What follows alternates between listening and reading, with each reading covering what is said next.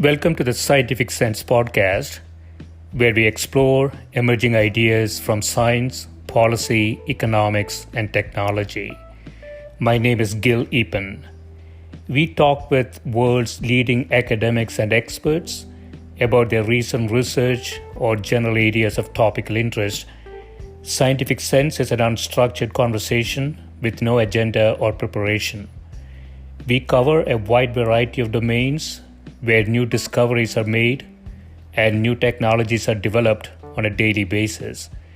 We are most interested in how new ideas affect society and help educate the world how to pursue a rewarding and enjoyable life rooted in science, logic, and information. We seek knowledge without boundaries or constraints and provide unedited content of conversations with researchers and leaders who love what they do. A companion blog to this podcast can be found at scientificsense.com, and this podcast is available on over a dozen platforms and directly at scientificsense.net. If you have suggestions for topics, guests, and other ideas, please send them to info@scientificsense.com, and I can be reached at gil@eapen.info. My guest today is Professor Oswald Schmitz, who's a professor of Population and Community Ecology in the Yale University School of Forestry and Environmental Studies. His research aims to make sense of nature's complexity that comes from interdependencies among the variety of carnivore, herbivore, and plant species that coexist within ecosystems. These insights help to inform environmental stewardship to enhance the conservation of wildlife species and ensure the sustainability of ecosystems, their functions, and the services they provide to humankind. Welcome, Oz. Thank you, Gil. Just one small correction, and maybe I forgot to do it because we've just gone through it. We just changed the school's name. It's now the School of the Environment. Environment, okay. To signal to the broader world that we do more than just forestry research. We do all sorts of environmental research in the school, a whole diversity of environmental research in the school. That's good. So it's Yale University School of Environment now. Yes, Okay. That's the new name. Perfect. So I want to start with your 2017 paper entitled Predator Community Composition is linked to soil carbon retention across a human land use gradient. You say that soil carbon storage is a major component of the carbon cycle. Consensus holds that soil carbon uptake and storage is regulated by plant microbe-soil interactions. However, the contribution of animals in above-ground food webs to this process has been overlooked. That's something that typically people don't think about that, right? So you want to talk a bit about how animals really interact with this process? Certainly. Going back to the original conceptions in ecology, and these are long-standing, deeply ingrained ideas about how ecosystems work, and basically the idea is that plants are the most abundant in terms of biomass on the planet. If you look around everywhere, you see green here and there, and most of the world is green if it isn't built over in urban areas with cement, and so people have believed for the longest time that the plants, because they were so abundant, that they were the only things that really mattered in terms of taking up carbon dioxide from the atmosphere, storing it in their biomass, and when they, at the end of the growing season died, all of that organic matter would go into the soil and then either be broken down by microbes or stored in the soil. And so most of the focus was on in the carbon cycle was really on looking at the plants and the soil and microbial interactions. The idea is that with habitat, animals require habitat, and usually that habitat is also vegetation. But the idea was, in terms of habitat, if they build it, we will come type of mentality. That is, if the habitat is there, if nature builds the habitat, then wildlife species will come to the habitat and live in the habitat, and that's a passive thing. What we're finding, however, is that wildlife that live in habitat, they also eat the habitat. They eat the plants. Yeah. So when they eat the plants, they get nutrition from the plants, and some of that is carbohydrate, which is really carbon based. And so they consume the carbohydrate because they need that to support their energy needs. And so right away, the animals can lower the amount of organic matter, the dead leaves and twigs and everything that fall into the soil at the end of the growing season. That amount is lowered because the herbivores are eating that. But what's interesting, though, is that you can also have predators in the ecosystem that prey on the herbivores. Yeah. And so if there are fewer herbivores, there's less damage to the plants. And so the predators actually might become very important in protecting the amount of carbon that plants take up in the ecosystem. And so the predators are actually a beneficial factor to the carbon cycle because they promote it by reducing the amount of herbivore damage. So this is a little bit counterintuitive, and I don't know anything about it. So if you look at the biomass of the plants themselves, one would have thought, without knowing a lot about it, one would have thought that the consumption of the plants by animals is a smaller part of the biomass, but that is not the case? It doesn't have to be the case.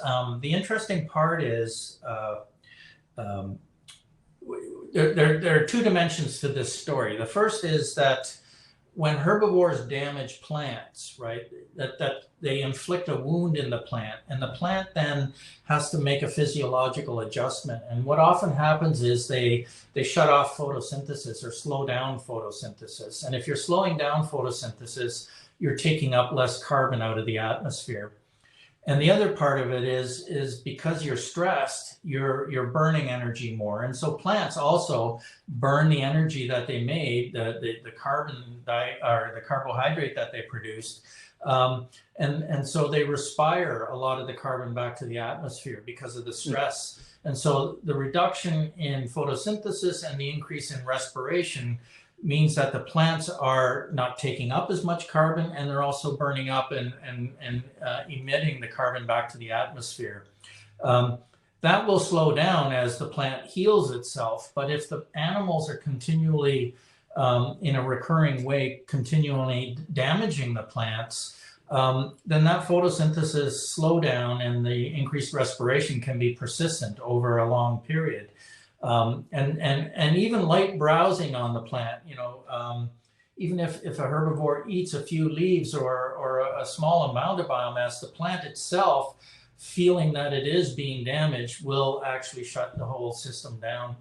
And so herbivores actually have what we call a multiplier effect, an effect that's disproportionately larger than the damage it inflicts. Wow. And then the other dimension of that is some predators actually stress the herbivores out, right? And when you're stressed, you actually, when we're stressed, the first thing we do is we go to the pantry and look for cookies, the sugar, or go to the fridge and get an ice cream cone or something, because we're craving sugar, and that's craving carbohydrates. And so when predators are around, herbivores get stressed the same way we get stressed in very risky situations. And they start craving carbohydrates because their metabolism goes up. The fear factor actually increases their metabolism.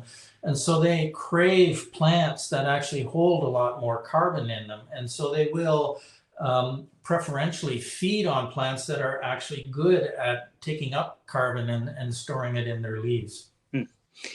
Yeah, so this is a really complex process. So just the presence of animals in the wild and what they do, not just consuming plants, but trampling on the ground and really stressing out the plants themselves. And then you have the whole pyramid there in terms of predators and the herbivores.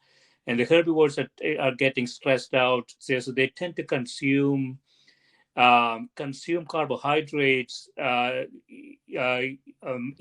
from plants that are more beneficial to the environment from a storage perspective. And so essentially the whole stressed out system is able to store less carbon. Is that the idea?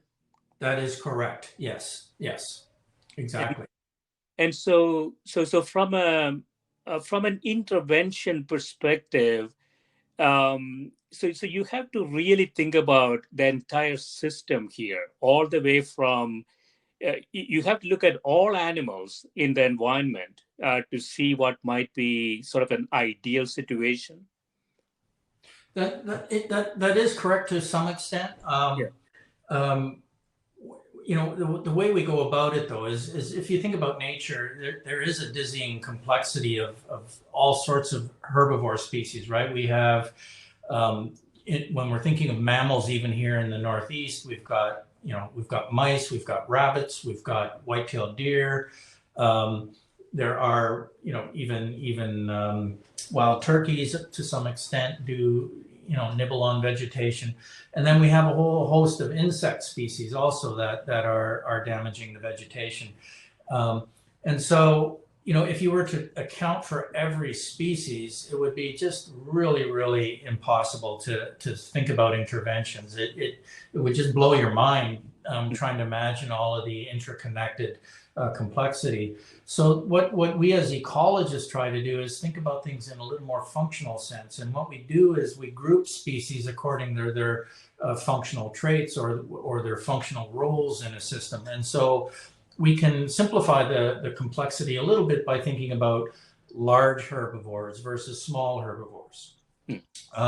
We can think about, in the insect world, herbivores that are predominantly leaf chewers versus insects that actually bore into leaf tissue and suck the juices out of leaves. So we can group things and make them much more simple. And what we're finding is that species within a grouping, that is, if you're part of the large herbivore group or the small herbivore group, you have pretty similar effects when you're a part of that group. And so you can characterize the impact in a more simplified way. You're still recognizing differences, but you can control the complexity. Yeah, it's such a non-linear system too, right? So if we were to fine-tune some aspects of this, either culling a species or a group of species, or enhancing the numbers in certain other parts of the system, any sort of artificial intervention could have a lot of non-forecastable effects, right? They could, but what we're finding is we can get a handle on it. We can forecast things a little bit more precisely than you can imagine. And the advantage comes from grouping species according to similar roles that they play according to their functional traits. You can develop mathematical models that make predictions about that, and we've done that with our own work where you focus, for example, you can focus on a certain kind of predator feeding on a certain kind of herbivore group. And when I say a certain kind of predator, it could be a whole variety of predators that are largely sit and wait predators, or alternatively, a whole variety of predators that are actively hunting predators. Those groups have, species within those groups have the same kinds of effects on the herbivores. And so by sort of grouping things and then looking at their interconnections, we can make some decent predictions about the amount of carbon that should be stored in the soil, given the nature of the way they interact. And the paper that we're talking about right now is actually a validation of a model prediction, where we would argue that, with this kind of predation, you would see this much soil retention.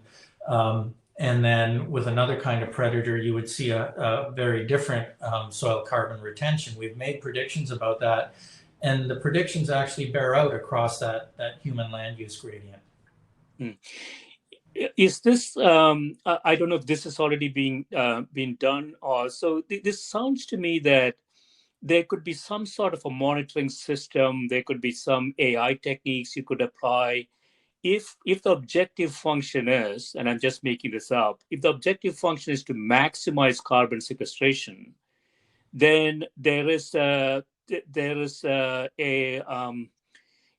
characteristic that you're looking for in terms of the animals and the plants and actually in this case insects and the whole system, right? Yes. And so could we actually have some sort of a monitoring system that provides decision guidance as to how to maximize sequestration? You could, and the way you would do that is you would think of the different species as a part of a portfolio Yeah. of organisms that you can pick. So, building on your economic argument, you could use what's called portfolio theory in a sense to think about, species with certain functional traits or groupings, and you know how much, if just that species group were present, you would store X amount of carbon. If you added a certain number of other groups from different, or number of individuals from different groups, you would get an incremental increase in carbon storage. It isn't always just simply additive though, but we can sort of come up with a way of characterizing how much carbon you can take up for every incremental increase in functional group that you add to the system. There is some what we call functional redundancy in the system. So the portfolio theory idea is you can incrementally add species from different functional groups and sort of build up complexity, and then you can sort of assess how much carbon you're storing for every incremental increase in number of groupings that you add. And part of it also is it's you're going to have diminishing returns eventually, because there is some certain amount of redundancy among species in their functional roles.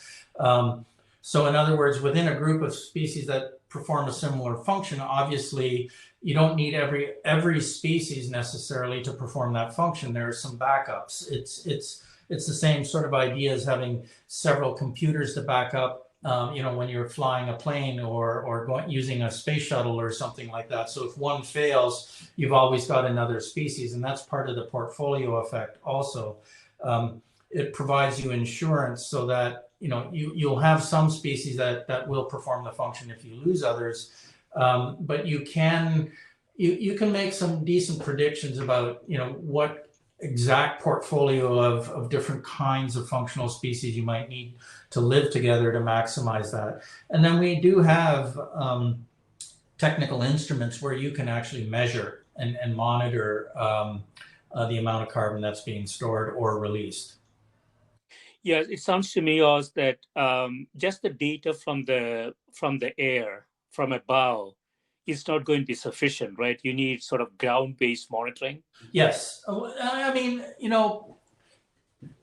to some extent, yes, although the technology is getting better. So you can use drones nowadays with this technology called LiDAR. And the LiDAR will actually be able to give you a three-dimensional portrait of the vegetation canopy or the habitat. And they have also sensors on LiDAR and drones nowadays where you can actually look at the color spectrum that's being emitted from the plants and tell what the chemical composition of the plant material is, which is just amazing. So you can do flyovers and figure out how much carbon is actually being stored in the vegetation. But to know how much is being stored in the soil, yes, you have to actually go on sample in the field and either take soil samples or stick probes in the soil and measure soil respiration. Yeah, or something that is continuously doing it. That's right. Correct. Yeah. So in the paper, you say the study offers a generalizable understanding of the pathways through which anthropod-predator community composition can contribute to ecosystem carbon storage. So you have some sort of a heuristic here. Can you use this to go to a new environment and do a diagnostic and say the capacity of that system in terms of sequestration is X? Yeah, we can to some extent, and the reason why, again, the work that paper deals with is dealing with insects, mostly grasshoppers and spiders, but there are functional analogs in the mammal community too, so that in terms of diet selection and the way, let's say, a large grasshopper eats grass, there's a functional analog of that grasshopper in a mammal community eating the same kind of grass. And we've learned a lot about that working in Western prairie environments where there's a greater diversity of mammalian herbivores and a greater diversity of grasshopper species.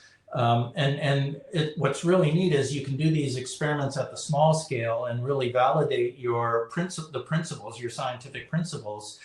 And then because there's an analog in the mammal community, the processes should replicate themselves. And so you can look at the mammals in the same way you look at the grasshoppers and spiders. Obviously, though, you cannot do experiments on them because the mammals roam over bigger spaces and you can't enclose them as easily. But what we do find is because they are functional analogs, they drive the carbon cycling in a similar way. Yeah, so will the techniques be applicable also in very large systems like the Amazon or some African areas? Yes. Yes. Again, certainly studying insects in all these places, things are transferable. And again, you can study these things in tropical forests. Tropical forests are a little more difficult because the canopy is closed. Makes it a little bit harder to track the animals. But certainly in African savannas and maybe boreal forests that aren't as dense, you can also track animals and monitor their movement and monitor their foraging behavior and monitor the predator-prey interactions. And do, as with this LiDAR technology, you can also then, measure the spatial differences in amount of carbon stored. And that's the basis of that other paper that I sent you, the paper the 2018 paper, where we talk about scaling, these principles up from, my experiments with spiders and grasshoppers to bigger landscape scales, and that's the scale actually where people really matter, because they also have different values for that landscape, right? In a tropical forest, people want to harvest timber, which also removes carbon from the landscape. They hunt animals, which could lead to loss of diversity, which could then impact the carbon cycle and all that. And so the bigger scale you take with your analysis, the more and more you actually have to think about how people are also becoming part of that that giant food web that you're trying to understand. Right. We'll take a quick break, Oz. When we come back, I want to talk a little bit about your experiments in the spider grasshopper experiment, as well as the zoogeochemistry and the scale up of this. Okay, that sounds good. Thank you.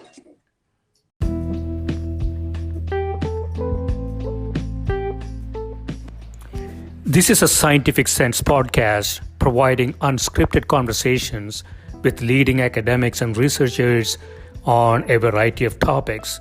If you'd like to sponsor this podcast, please reach out to info@scientificsense.com.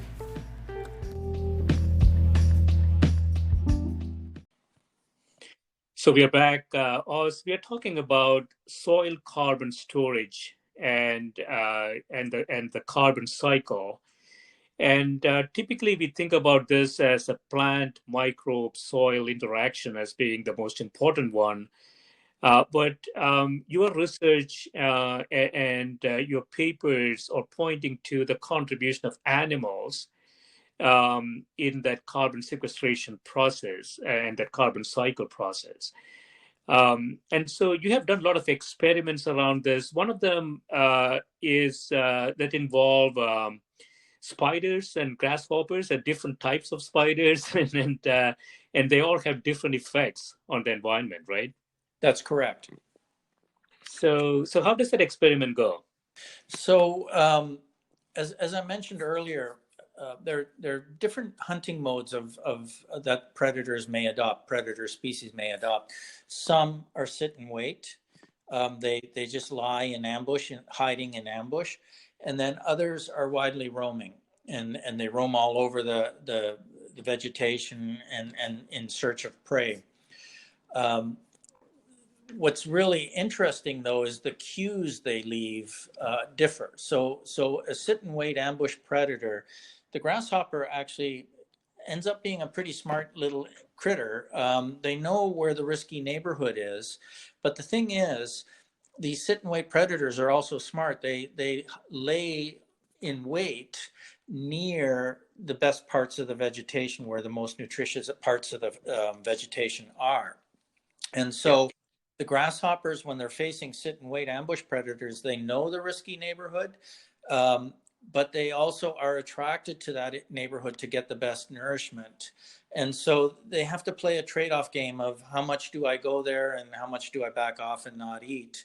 And sometimes, they don't get as much nutrition. They aren't as damaging on the vegetation simply because they're scared to eat in those areas. So the predators don't even have to kill them to reduce the impact that the grasshoppers have on the vegetation.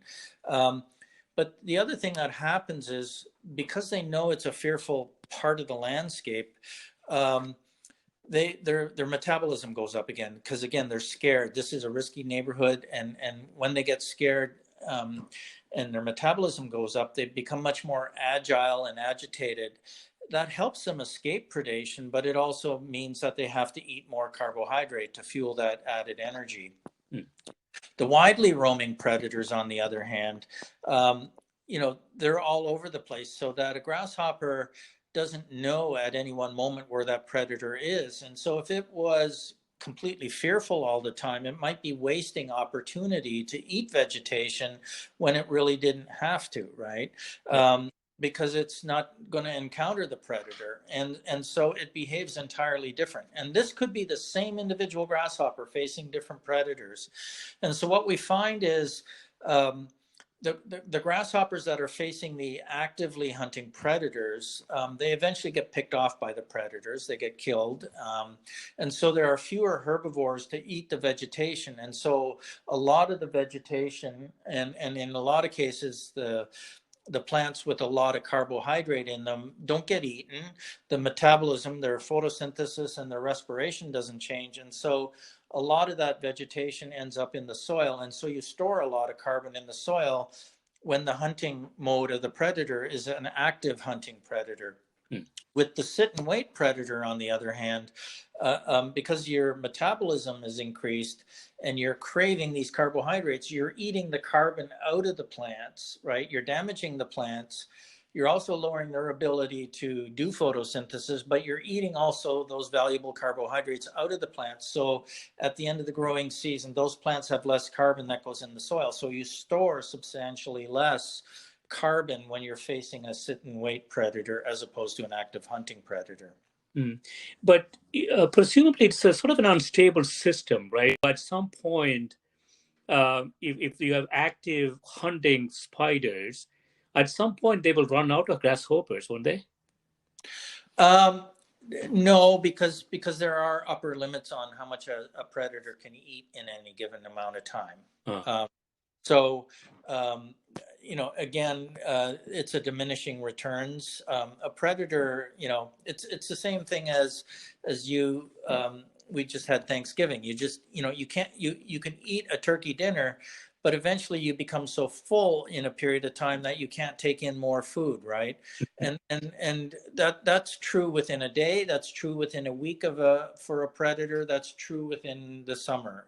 So when you have a lot of grasshoppers around, it is virtually impossible for you to wipe out all of the grasshoppers. But is there sort of an optimum ratio between grasshoppers and active hunting spiders and sit and wait spiders that makes the system in a sort of a stable? The ratio, yes, in certain abundances, but that's really determined by the ratio of body sizes. Really, it's Hmm. more, um, spiders of a certain body size are needed to be able to kill a grasshopper of a certain body size. So you need pretty big hunting spiders to kill a grasshopper. And with other, let's say, smaller sap-feeding insects, really tiny ones, they would be unprofitable for the spider because they're just too small. The predator would expend too much energy to try and catch them to make it worth their while. So smaller predators are better suited to eat the smaller prey. And so so in terms of functional equivalence, again, you have what we call trait matching, is that a predator of a certain size is needed to kill a prey of a certain size. And again, that simplifies some of the complexity because you can match um, predator and prey body sizes and look at those smaller groups of species that have similar sizes, and understand their interactions that way. And that's really where the balance comes in. So if you, for example, if you had a large predator that wasn't very effective at eating small prey, then there would be an imbalance because the prey would really become highly abundant because they wouldn't be controlled by their predator. Right, right. And your other paper in 2018, you say that recent results suggest that functional traits are malleable, enabling species to rapidly respond and adapt to each other as environmental conditions change, with predictable effects on ecosystem processes. So again, this is a very dynamic system, right? That different animals are responding to changes that they're observing, and I would imagine, it's a game that continues to evolve, right? That's correct. And again, what I mean by malleable or flexible is the case I just gave.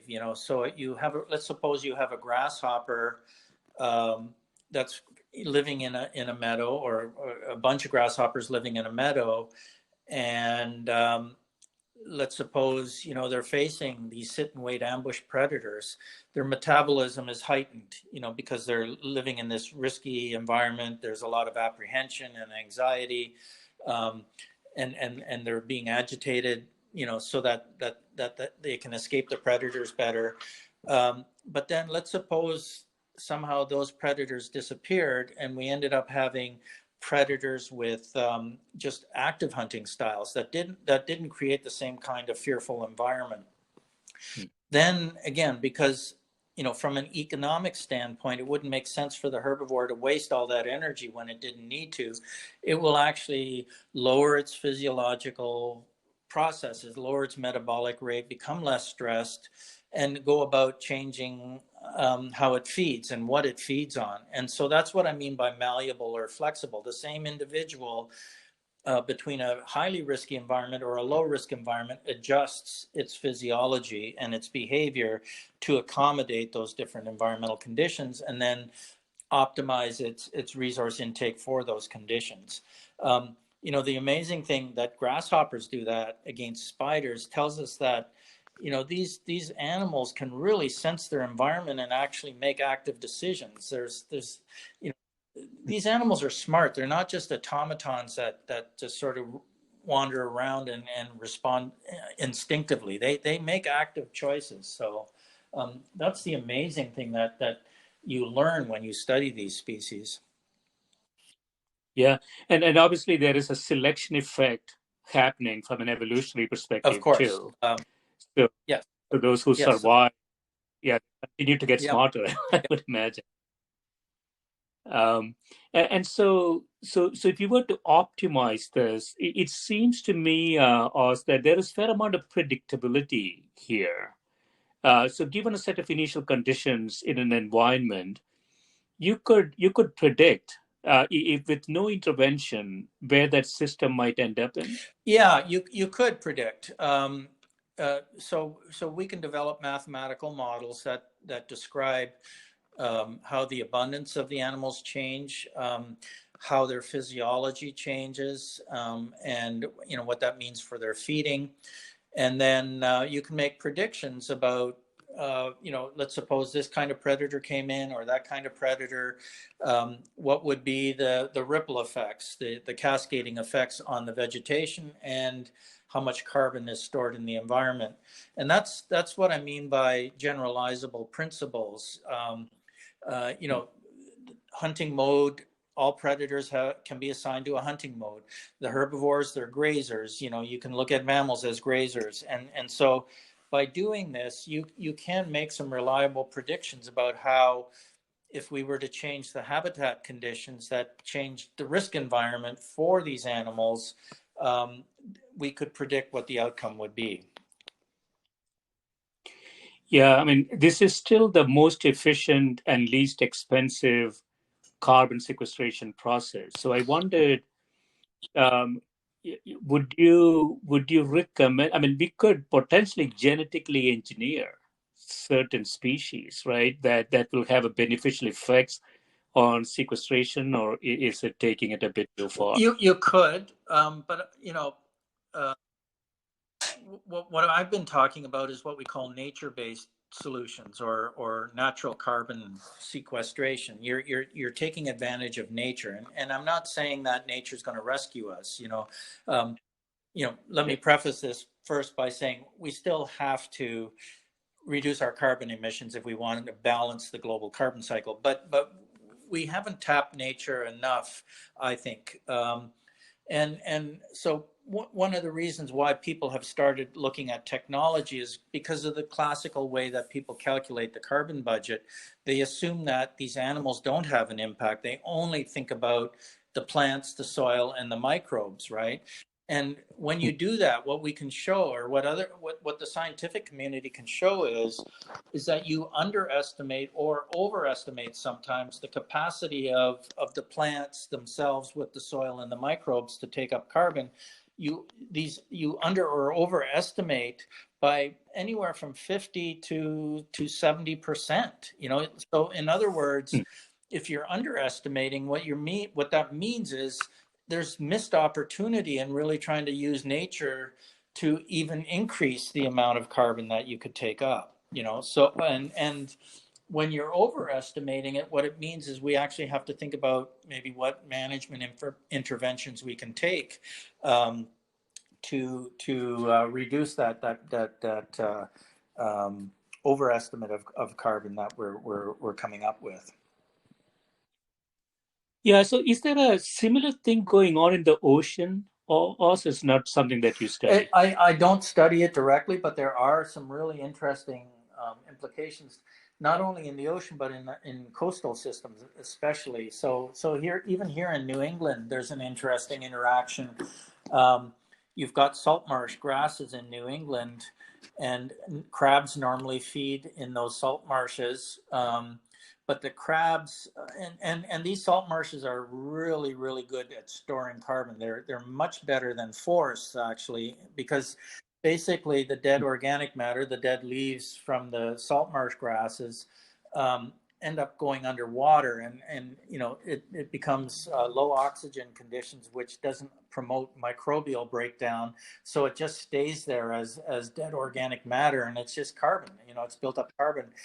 And you go along the New England seacoast, and there's hundreds of years of carbon that's been stored there. There's old carbon and new carbon. But the thing is, with the tides coming in and out, what you have is fish, especially bluefish, that come in with the tide, and they feed on the crabs. And so they prevent the crabs from overeating the vegetation, right? And so the bluefish are actually protecting the carbon in the salt marsh. But the thing is, what we're doing with sport fishery, to some extent, in parts of New England, they've been overfished. And so when the tide comes in, there's no longer fish coming in. And so the crabs that eat the vegetation thrive. And there's a reduction in salt marsh grasses that are persisting. And even they get overeaten. And what that means is the roots disappear from the salt marsh, where the rooting disappears. And so the tide also washes all that carbon back into the ocean. And out there, actually, microbes can start breaking down the carbon, and then it goes back to the atmosphere. So who would have thought that sport fishing can actually alter the carbon cycle? Yeah, I mean, if we are off, as you say, 50 to 70% either direction, from a policy perspective, this is a It is. huge thing, right? Yeah. Yeah. No, Yeah. you're right. And so what's your sense? Are we, if you look at the entire, sort of large systems, which are, still big sinks of carbon, what is your sense? Are we overestimating or underestimating the sequestration? It depends where you're looking, but I think in a lot of cases we're underestimating. You know, we're underestimating the capacity of ecosystems to take up carbon. Hmm.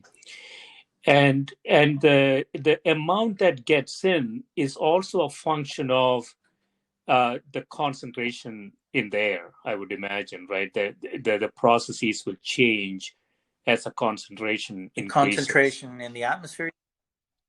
A concentration of CO2, for example, Yes, increases in the yes, atmosphere. that can change because again, photosynthesis can only operate at a certain fixed rate, right? And even if there were no herbivores, plants can max out on their photosynthetic ability to take up carbon. So that's why nature-based solutions are good, but eventually we're going to run out of the opportunity if we just continue to pollute the atmosphere. And one of the things that limit photosynthesis also is soil nutrients. And if you have a lot of carbon in the atmosphere, pretty soon the plants will tap out the soil nitrogen to the point where they won't meet their demand for nitrogen to be able to run the enzymes that run photosynthesis, and you won't be able to take up as carbon anymore. And again, that's that diminishing returns idea also. Yeah, I mean, I think the issue we have is, if I understand this correctly, the system is sort of self-equilibrating, provided it is within a range. When it's outside that range, it's sort of a step function effect, right? And you get runaway processes that you can really Exactly. bring back. Yeah, exactly. So, right? So, Yeah. what that means is we can't just rely on nature. What we have to do is also think about transitioning away from fossil fuel uses to run our economy and transition to renewable energies. But again, what I see is we can't do a sudden transition. Obviously, we have to do that gradually. We can't shock the economy, but because of the untapped potential that there's still more room for nature to take up carbon, we can use that as sort of a stopgap measure at the same time that we start slowly reducing our reliance on fossil fuel emissions. And so as we increase our reliance on nature, we can slowly decrease our reliance on fossil fuel technology and switch to green energy. Yeah, so this might give us still a window of of survival, so to speak. That if we do everything correctly, as you say, reducing the fossil fuel use, but simultaneously increasing the natural sequestration processes, we might still be able to get out of the issue that we're Correct. currently on. It is one, as people say, it's one wedge in this, one stabilization wedge in a portfolio of other solutions to deal with global climate change. Yes. Yeah, and as we just briefly mentioned, there's a similar thing going on in the ocean. I think very large animals, like whales, for example, when they die, they actually go we sink all the way to the bottom of the sea and has a higher level of sequestration in them. And so there is also, some sort of a balancing act in the ocean that That's one could correct. engineer. It's not only whales, it's also, thinking about fisheries.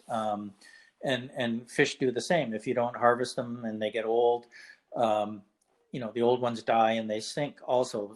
A good number of them sink. Some of them do get broken down by microbes in the ocean. But the other interesting thing, though, is with the whale story, is whales, obviously their carcasses hold carbon, but they also, in the course of diving down to the depths of the ocean and feeding and then coming to the surface waters, when they defecate into the water, they bring nitrogen into the surface waters and also sometimes iron, which both are really important for phytoplankton in the ocean, algae in the ocean. And so what that does is nourishes the phytoplankton, and then they'll suck out carbon out of the atmosphere through photosynthesis themselves. And when they get old and die, they sink to the ocean floor also. And the ocean floor is a long-term carbon storage sink. You can store carcasses down there at depth for thousands of years.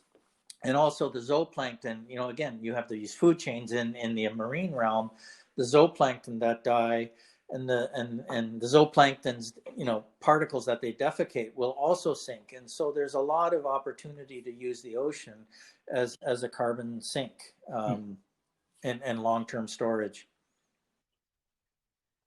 Yeah. So in conclusion, Oz, what would you suggest looking forward in a 5 to 10 year window? What would be sort of the policy ideas that you would pursue from a natural sequestration perspective? Well, first of all, we have to appreciate that there isn't a silver bullet here with nature. What we have to do is there isn't some single global strategy that we could use. Instead, what we need to do is think about our local environments. And here, the adage, think globally, act locally, is really, really important. If we understand our local ecosystems and different, tropical ecosystems work differently than northeastern forests. But if we think about the forest ecology and trying to keep the forest healthy, and that includes keeping the animals in the forest also, and really thinking about that in a local context where we can actually do something about it by protecting as much of green space as we can. But also, we have to use it for our livelihoods, but figuring out how do we use that for our livelihoods, but also ensure the carbon values that we get out of them, then I think we can actually slowly solve some problems and tailor our solutions to the local values and wishes and dreams and welfare of people in local communities. Yeah, so there is no, what you're suggesting, if I understand it correctly, Oz, is that it is not going to be one size fits all. It has to be really localized, customized policies that, each country, each state in the US or region, really. like New England works together really well on solving some of these problems. So even just thinking regionally, like the New England Governors Association or the Western Governors Associations are regional governing, and they think, about their region. But the nice thing about doing that, as you say, it's sort of thinking about the people that live in the place. And so when we really understand their values, you get more buy-in than if it was a one-size-fits-all solution.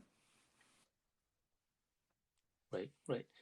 Excellent. Yeah, this has been great, Oz. Thanks so much for spending time with me. This was wonderful. I had a great time. Yeah, and good luck with this research. Okay, it's really important.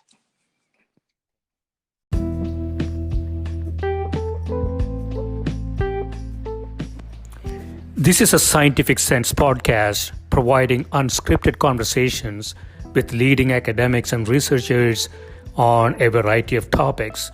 If you'd like to sponsor this podcast, please reach out to info@scientificsense.com.